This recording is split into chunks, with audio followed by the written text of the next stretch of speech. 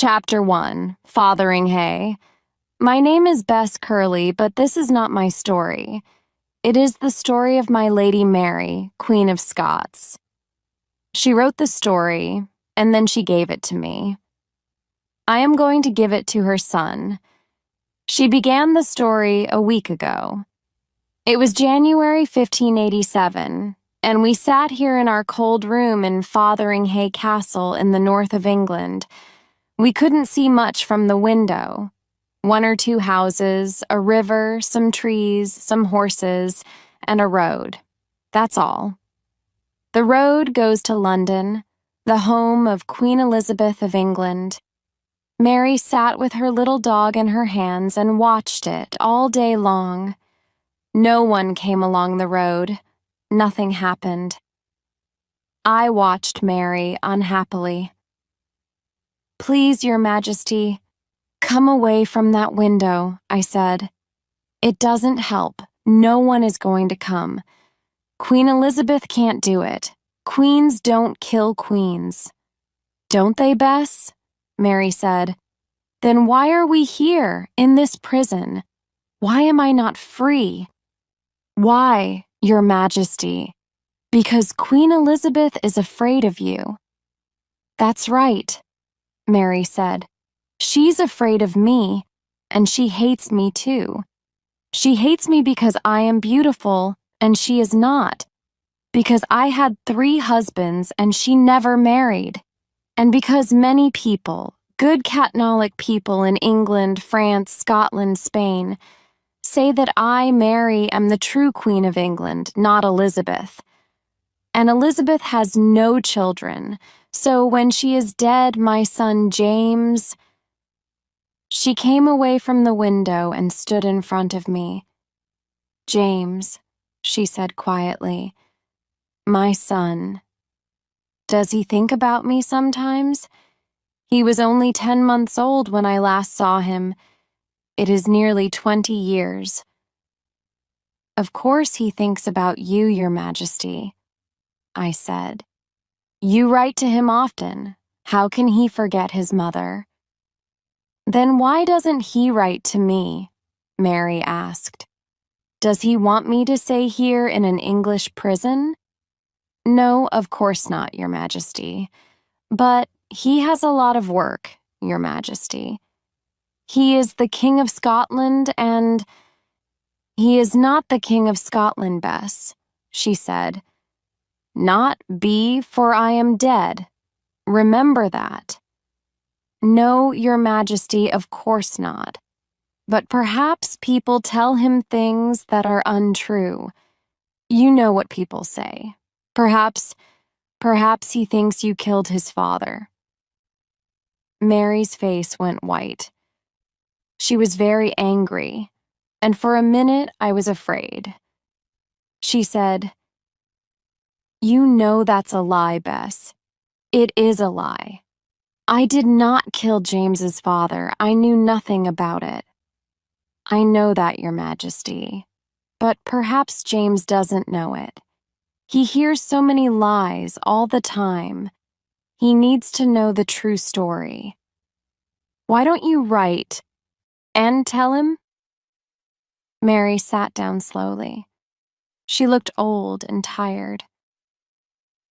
"All right, Bess," she said. "Give me a pen, please. I'm going to write to James and tell him the true story. You can give it to him when I'm dead." "Dead, Your Majesty? Don't say that. You aren't going to die?" Her old, tired eyes looked at me. "Yes, I am, Bess. You know what is going to happen. One day soon, a man is going to bring a letter from Queen Elizabeth, and then her men are going to kill me. But before I die, I would like to write to my son, James. I want to tell him the story of my life, so give me a pen, please." I gave her a pen. This is what she wrote. Chapter 2, France, Dear James. Very soon I am going to die and meet my God. Before I die, I want to write the true story of my life for you. Everything that I write here is true. I cannot lie to you or to God. Please believe that, James. It's important to me. My father died when I was 1 week old, so I was the Queen of Scots when I was a baby. At first, I lived with my mother in Scotland, and then, when I was 5, I went to France. My mother was French, but she stayed in Scotland and died there. I went to France to marry the King of France's son. His name was Francis, and he was 1 year younger than me.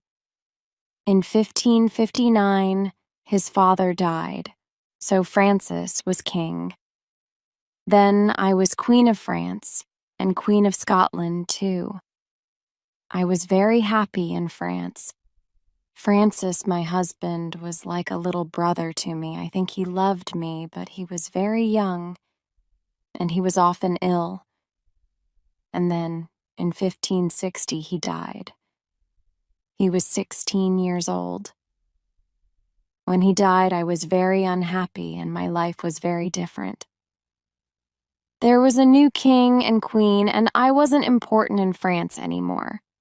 But I was still Queen of Scots, so I came back to Scotland. When I arrived in Scotland, I was a young girl of 18. My mother was dead, and there was no one there to meet me.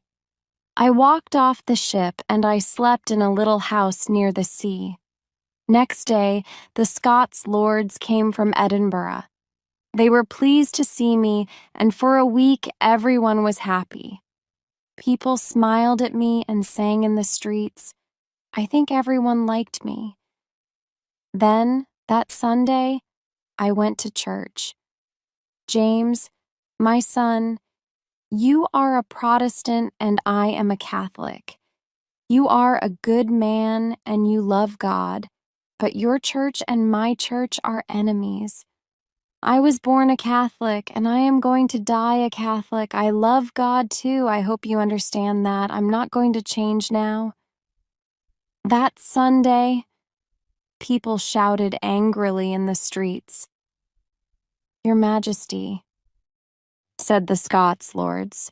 Scotland is a Protestant country. You can't go to a Catholic church here. The Scottish people don't like Catholics. I'm sorry, my lords, I said, but I am your queen. No one tells me what to do. I don't hate Protestants, and I'm not going to kill them. The people can go to their Protestant churches and pray to God there. But I'm going to pray with Catholics in my church. People were angry because of that. A man called John 𝐭𝐭𝐬𝐿 came to see me. He was a famous Protestant churchman, but I didn't like him. He was a big, angry man with black clothes. He hated the Catholic Church and wanted all Catholics to leave Scotland. To him, the Protestant Church was the only true church of God. He said, "Your Majesty, you're a young woman, like my daughter. Women can't understand difficult 10 things like God or the church. Find a good Protestant husband, girl. Let him rule this country for you." I was very angry with this man, Knox. I was a queen, but I was only 18. He didn't talk quietly. He shouted at me. I cried because of his angry words. I could not understand him. He talked so much, and he knew so many books, but I did not go to his church. He was right about one thing. Perhaps I could rule Scotland without a man, but I could not have a child without one. And every queen needs a son or daughter to come after her. So I began to look for a husband. Chapter 3. Darnley and 𝐒𝐿𝐴. At first, I wanted to marry the son of the King of Spain, Don Carlos. But he was a Catholic, of course, and my Scots lords did not like that. It was difficult for me, James. I wanted to please myself. I wanted to please my friends and family in France and to please my people, too. And then there was the Queen of England. At first, I wanted very much to be friends with Elizabeth.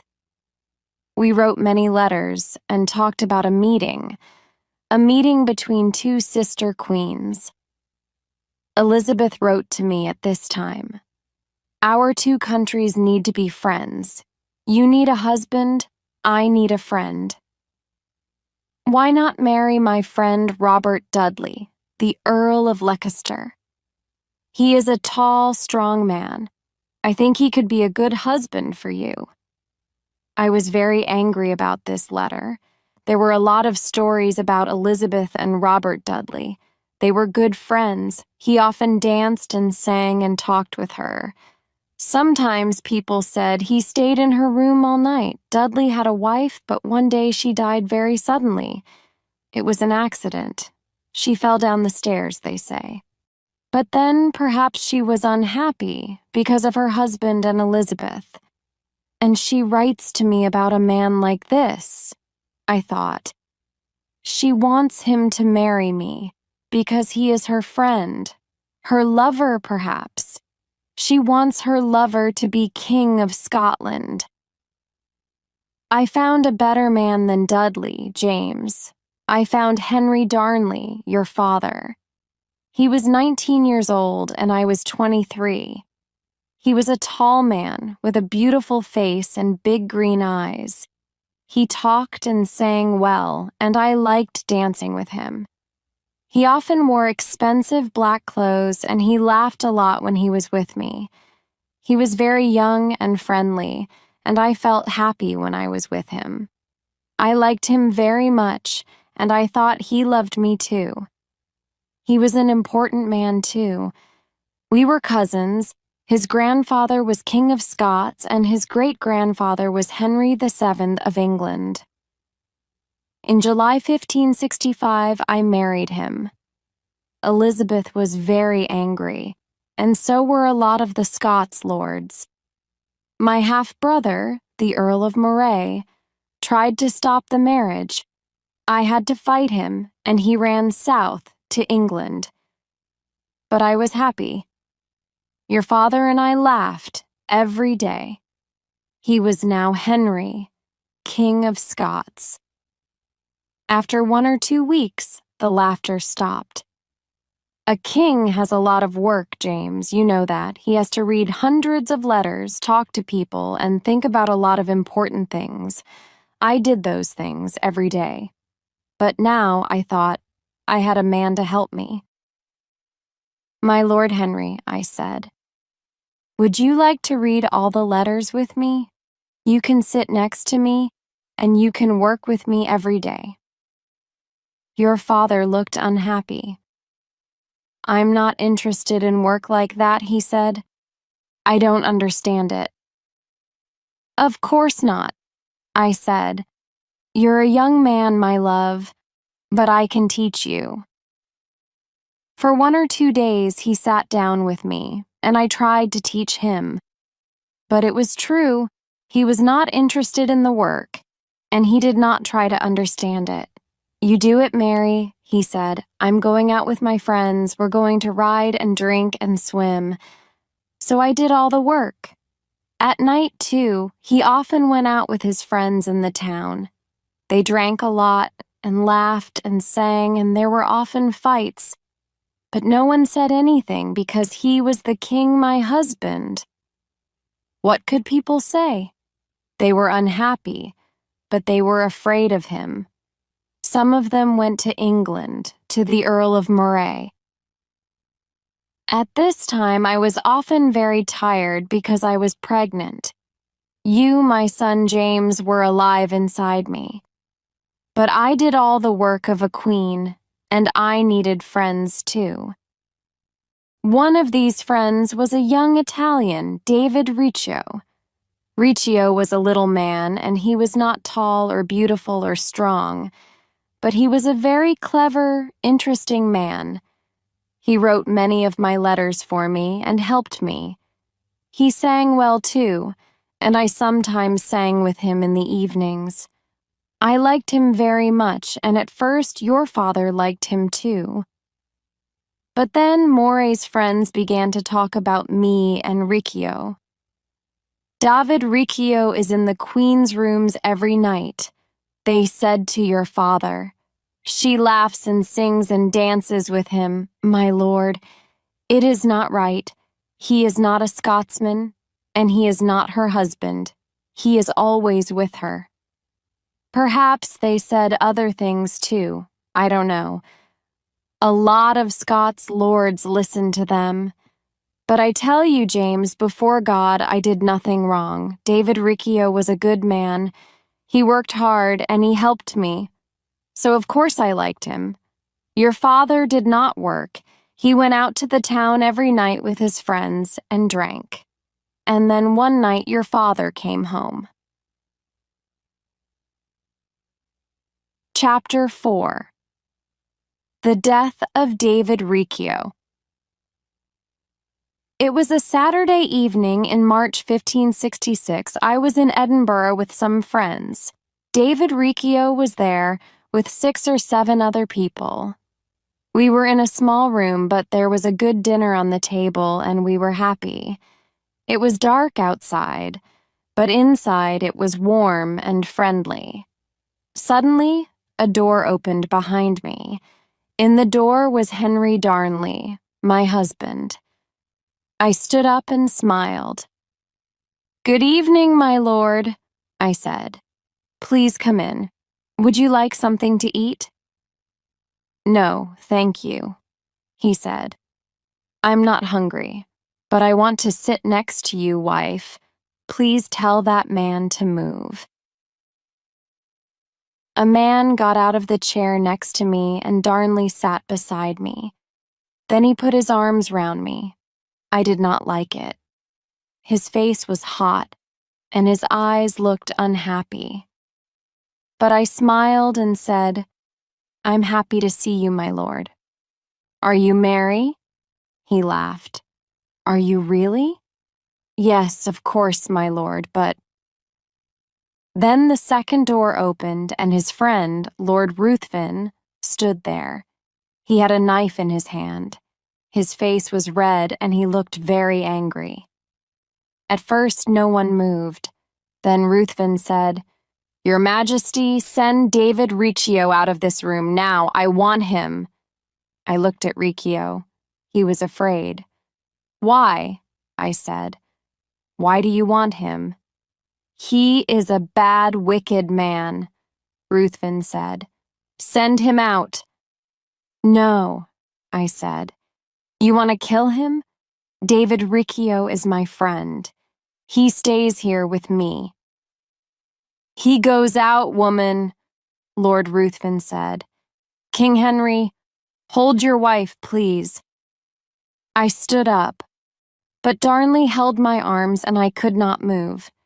David 𝐒𝐭𝐨𝐫𝐢𝐞 ran behind me and held my dress. My friends in the room stood up too, and moved towards Ruthven angrily, but he had a knife in his hand. "Get back," he said angrily. "Don't touch me." Then 5 men with knives ran into the little room, and there was a fight. One man held a knife in my face, and another man hit David 𝐒𝐭𝐨𝐫𝐢𝐞 behind me. Then they pulled him out of the room. "Help me," he screamed. "Help me, my queen. Please, they're going to kill me. Don't— Arg!" I couldn't help him, because Darnley had me in his arms. But I could hear David 𝐒𝐭𝐨𝐫𝐢𝐞's screams. I think he fell down the stairs and he screamed for 2 or 3 minutes. Then it was quiet. "What are you doing?" I asked Darnley angrily. "𝐒𝐭𝐨𝐫𝐢𝐞 is a good man. Why are you doing this?" Darnley laughed. "You are my wife, Mary, not David 𝐒𝐭𝐨𝐫𝐢𝐞's," he said. "So why are you with him every evening? You never talk to me." "I don't talk to you because you are never here," I said. "You are always drinking with your friends. You aren't a king, You're a stupid boy." He laughed again. It was not a nice laugh. "Well," he said, "perhaps I am a boy, but that is better than David Riccio now. Do you want to go and see him?" I did see him 5 minutes after that. He was very dead, and there was blood all over the floor. Poor David Riccio. He sings to God now, not me.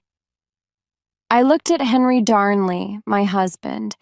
He had a stupid smile on his face, but I think he was afraid of me. I looked at him a long time, and the smile went away. "Remember this night, husband," I said to him. "Remember it well. Think about it when you look into my eyes and before you go to sleep. David Riccio was my friend, and you killed him in front of me. I'm never going to forget that, Henry Darnley. Never." Chapter 5. My son is born. Next morning, Darnley came to see me. He was afraid. "What's the matter, husband?" I said. "Why are you crying?" "Oh, Mary, Mary," he said. "I'm sorry, I was wrong. I helped those men to kill Riccio. And now the Earl of Moray is back here with them. He hates me. I am afraid they're going to kill me, and you too. Think of our child, Mary, here inside you." He took me in his arms again. I was very angry. "I am sorry, James, that this man was your father. He was a stupid boy, not a man. He was tall and strong and beautiful, but he could never think like a man or a king." I said, "You know these men, Henry. What do they want?" They want our child, Mary. They don't want us. They're going to put you in prison. They don't want you to be queen. They want your child to be king or queen. I don't know what they want to do with me." "Perhaps they want you to be king too without me," I said quietly. "Then you can do what they say like a little boy." "Perhaps, Mary. They said that yesterday. But now that Moray's here, I don't know. I'm afraid. Please help me." He began to cry again. "What can we do?" "We can run away," I said. "We can leave Edinburgh quickly and quietly before Ruthven and his men stop us. Be quiet for a minute. I want to think." I walked up and down for 2 or 3 minutes.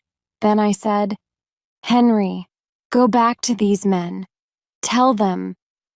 "No, Mary, please, I can't. I'm afraid of them." "Listen to me, Henry, and try to be a man. Go and tell them I'm ill because of the child. Say I'm not angry with them. Tell them anything. Lie to them. Then tonight, bring some men and horses here behind the castle." He went and did it. All day I waited in my rooms and listened.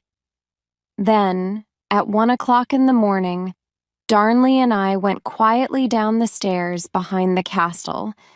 Some of my friends were there with horses for use.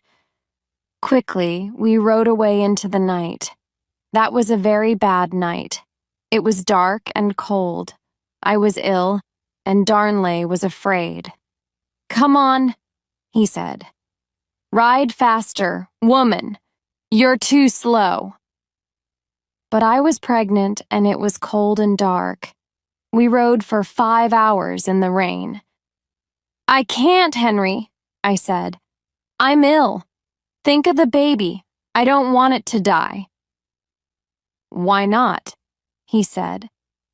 "We can always make another one." "I'm sorry, but it is true. Your father said things like that, James." Then he rode away in front of me, into the dark. I rode slowly behind with my good woman, Bess Curl. In the morning we arrived at Dunbar Castle. Darnley slept, and I wrote letters to my friends. Next day, Lord Bothwell came to help me. I liked him. He was a good, strong man. Soon I had an army of 8,000 men. Bothwell and I rode back to Edinburgh with the army. Lord Ruthven died, and some of his friends ran away, but the Earl of Moray stayed. All that summer I ruled the country and waited for the baby. My husband stayed outside my rooms. I did not want to see him. No one did. Perhaps he drank with his friends, I don't know. And then, on 19th June, in a small room in Edinburgh Castle, my baby was born. It took a long time, but at last you were in my arms, James, my son. I asked your father to come in. My Lord Henry, I said, this is our baby. Look at him, my lord. Take him in your arms. He is your son. Isn't he beautiful?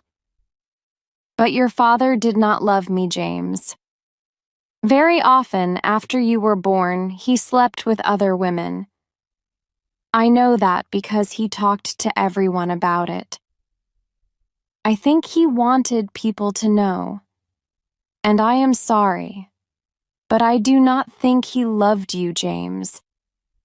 When I took you to church and gave you your name, he did not come. He wasn't interested. Never. But because of him, David Riccio was dead. I could never forget that. Chapter 6, 𝐒𝐭𝐨𝐫𝐞. I had a new man to help me now.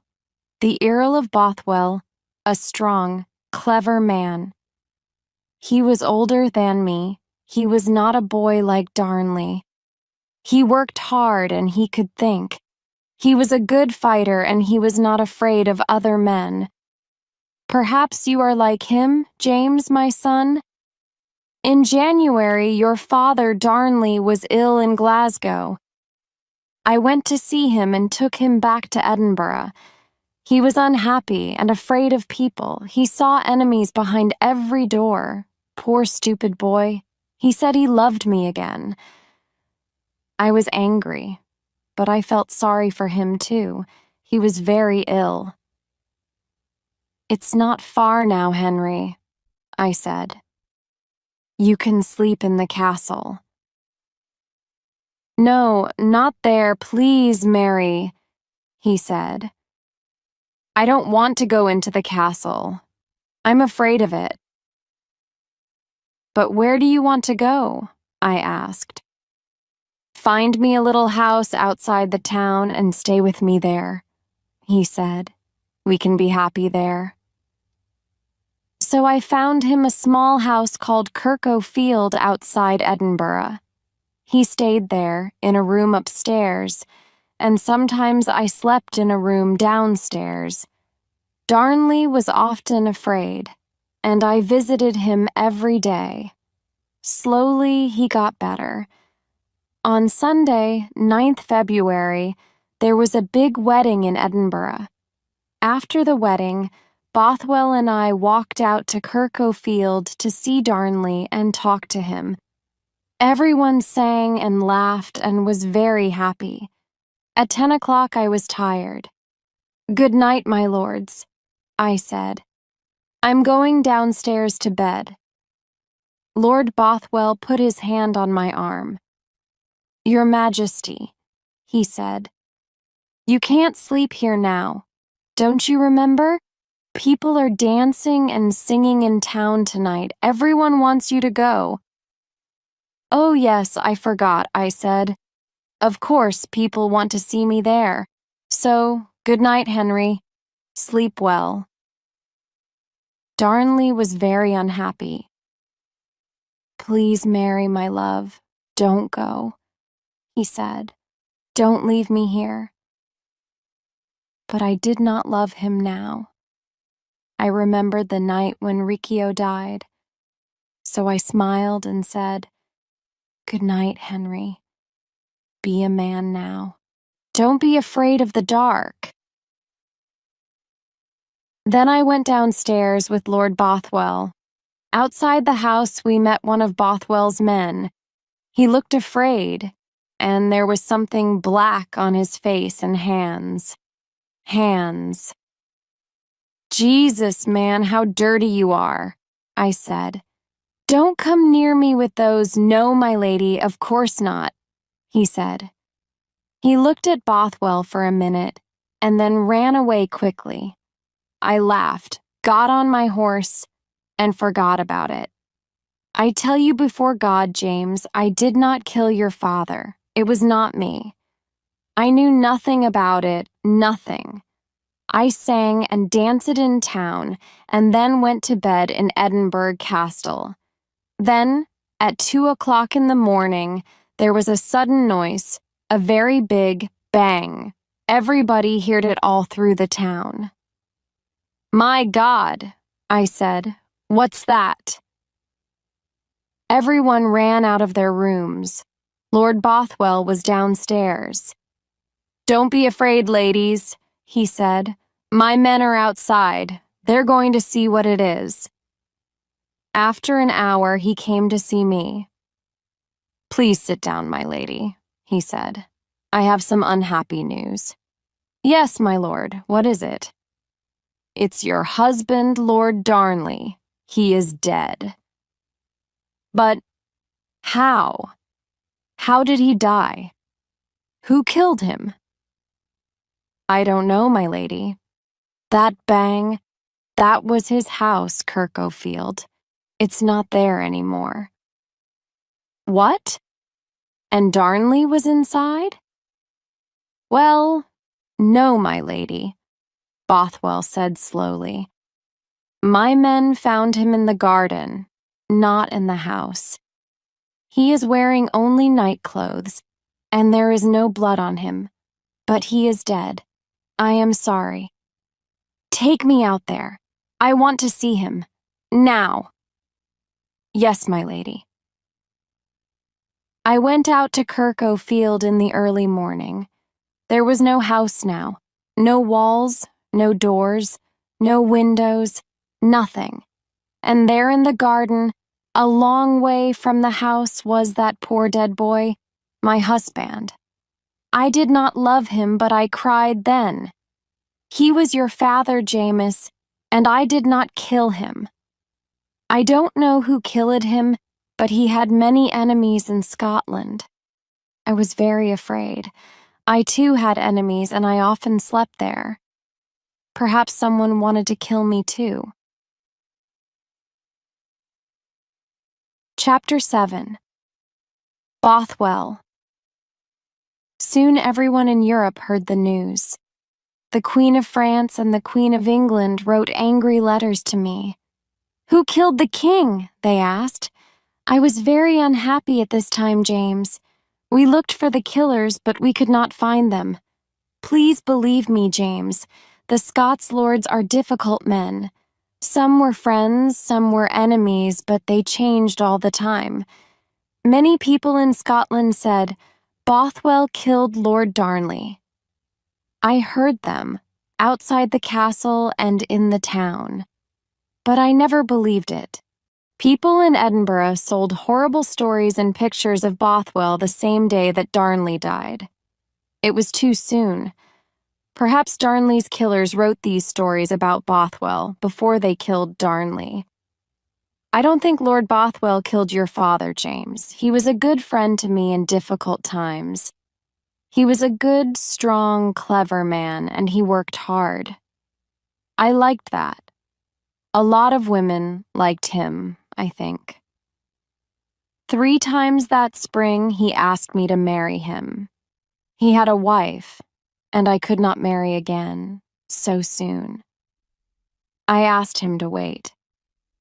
Then, on 24th April, I rode out of Edinburgh to the north.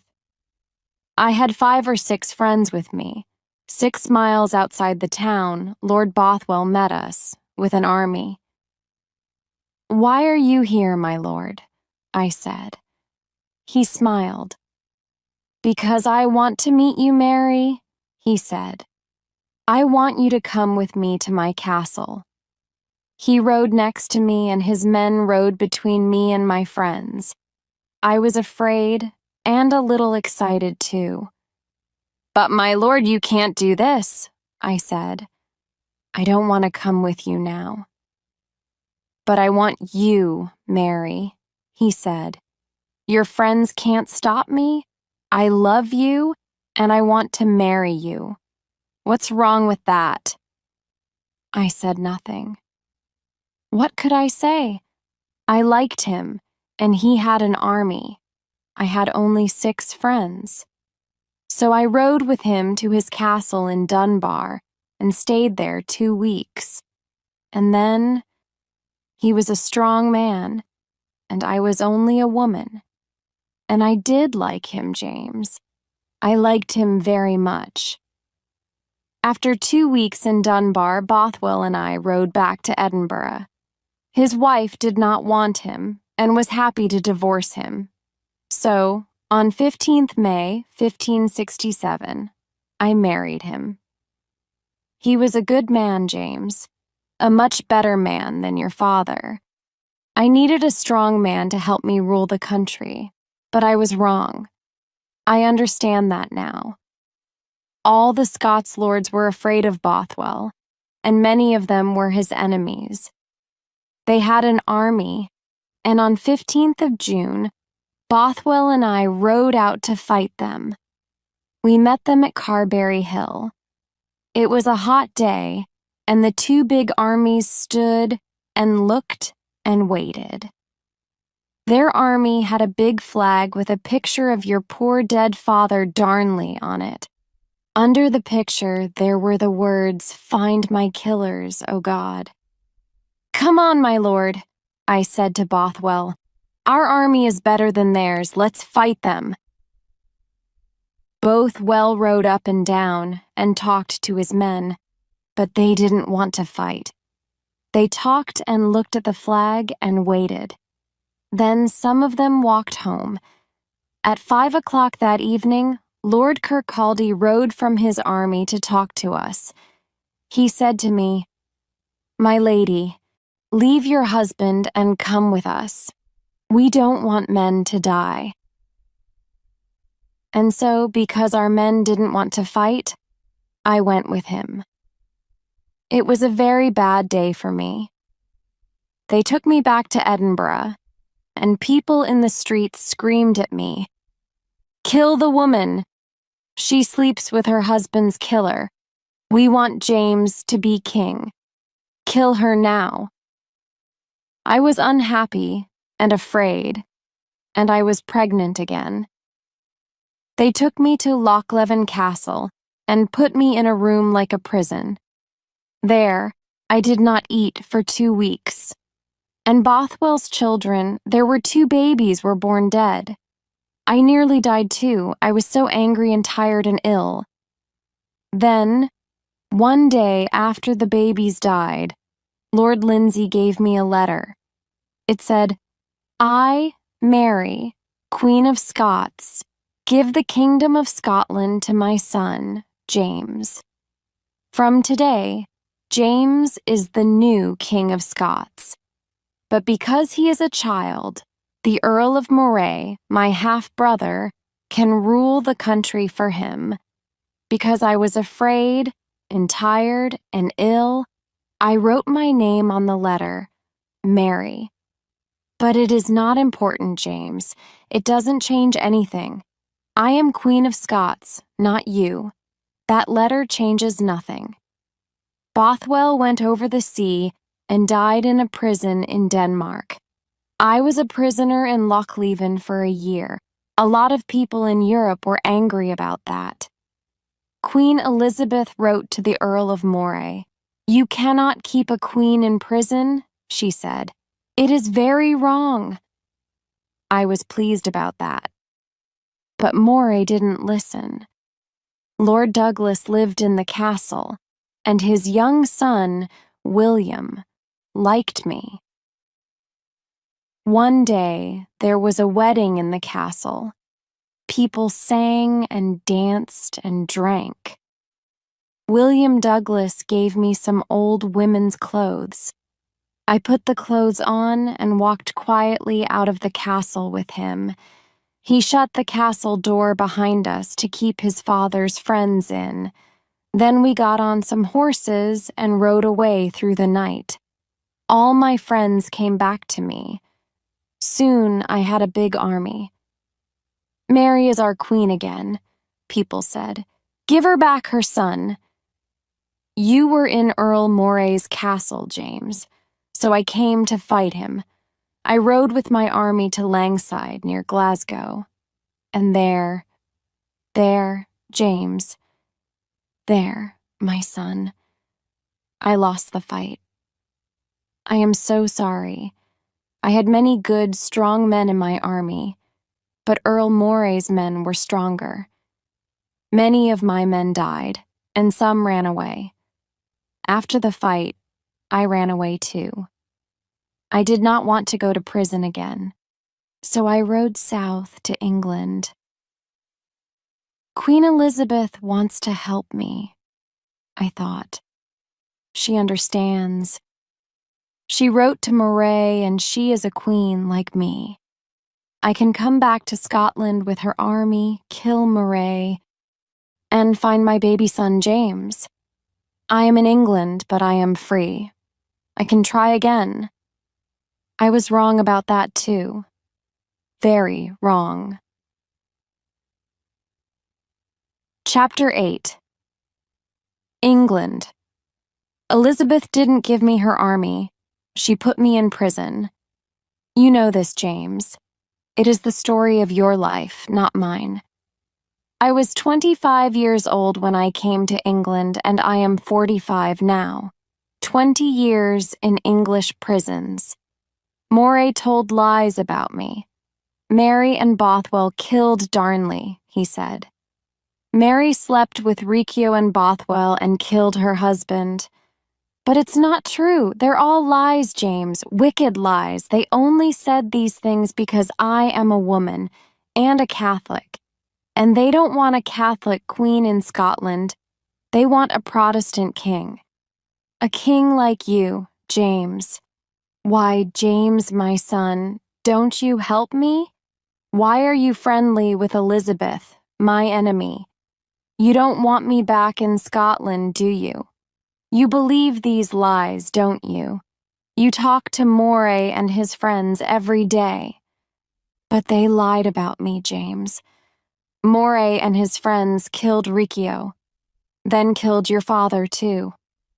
They stole my husband Bothwell, stole my son, stole my son's love. I am sorry, James. Forgive me. Sometimes I get very angry. It is difficult not to be angry when you are in prison for 20 years. Elizabeth didn't know what to do. Sometimes she believed Moray, sometimes she didn't. She was afraid to kill me because I was a queen. She was afraid to let me go free because I have friends in England. The English Catholics want me to be Queen of England, not her. And she is a woman with no husband and no son, so she hates me too. Sometimes the English Catholics write to me and ask me for help, and sometimes I write to them. Sometimes Elizabeth's men find these letters. The English Protestants want to kill me because of these letters. You are a wicked woman, they say. You killed your husband Darnley, and now you want to kill our Queen Elizabeth. You're going to die. I did not kill my husband, I said. And when I came to England, I did not want to kill your queen. I asked her for help. I wanted to go back to Scotland. But, my lords, she put me in prison for 20 years. 20 years, my lords. I want to be free. Don't you understand that? When men write to me and try to help me, then yes, sometimes I write back. Why not? Is that wicked, do you think? They didn't listen. Of course not. They want to kill me. And so they wrote to Queen Elizabeth. And now I sit here, in 𝐿𝐴𝐻𝐴 Castle, and wait for her to answer. I do not want to die, James, my son, but I do not want to live all my life in an English prison. I am old and tired of life. Think well of me, James, my son, and... Chapter 9. A Death. Queen Mary stopped writing then. Yesterday afternoon, 7th of February, 1587, we heard a horse outside our window. Mary looked out. There was a man there, on the road from London. He had a letter from the Queen of England. In the evening, an Englishman, Lord Shrewsbury, came to see Mary. "I'm sorry, my lady," he said, "but I have a letter from my queen. You're going to die tomorrow." Mary did not move. "When?" she asked quietly. "At 8:30 in the morning," he said. "I'm very sorry, my lady." He went away. We did not sleep much that night. We talked and prayed to God, and she gave me her letter to her son, James. "Give it to him, Bess, please," she said, "and tell him how I died." "Yes, my lady," I said. "And so now I am going to tell you, King James, this is how your mother died." At 6 o'clock, she got up, prayed, and dressed. She put on a red petticoat first, then a black dress, and a white veil over the dress. The veil came from her head to her feet. She could see out through it, but we could not see her face. She looked like a woman on her wedding day. When the Englishman came, we went downstairs with her. Her little dog walked beside her under the veil, but the Englishman didn't see that. 6 of us went into a big room with her. 100 people stood and watched. Me. A Protestant churchman came to talk to her. "My lady," he said. "Pray with no," she said. "Thank you, but no. I was born a Catholic and I'm going to die a Catholic. I think God understands that." She prayed for 5 minutes and then stood up. The executioner came towards her. He was a big, strong man with an axe and something black over his face. "I am sorry, my lady," he said. "I don't hate you, but this is my work. Please forgive me." "Of course I forgive you," Mary said. "I am old and tired, and you're going to open my prison doors for me. I am going to see God. Do your work well." Then she looked at me and her friends. "Don't cry for me, ladies," she said. "Please, don't cry now." She could not walk to the block, so the executioner helped her. He took off her white veil, and then he took off her black dress and put it on the floor. She stood there in her red petticoat with a smile on her face. Then the executioner put something over her eyes. Very slowly, Mary put her head on the block. "The Lord my God is my one true friend," she said. "I give my life, O God, into your hands." Then the executioner lifted his axe. Once, twice, "Oh God," 3 times. And her head, her poor, poor head, fell on the floor. It was very quiet in the room after that. It is a little thing, a head, a very little thing. But there was so much blood. Blood on her red petticoat, blood on her black dress and her white veil, blood on the executioner's shoes, blood all over the floor. Blood, blood everywhere. We all looked and said nothing. The executioner put down his axe and stood quietly. And then Mary's little dog came out from under her bloody dress and veil and walked slowly, unhappily through the blood towards her heed. My lord, the story of your poor mother's life finishes here. We, her friends, cry for her, but that is how your mother died. She died like a queen, a good lady and a famous queen, Mary, Queen of Scots.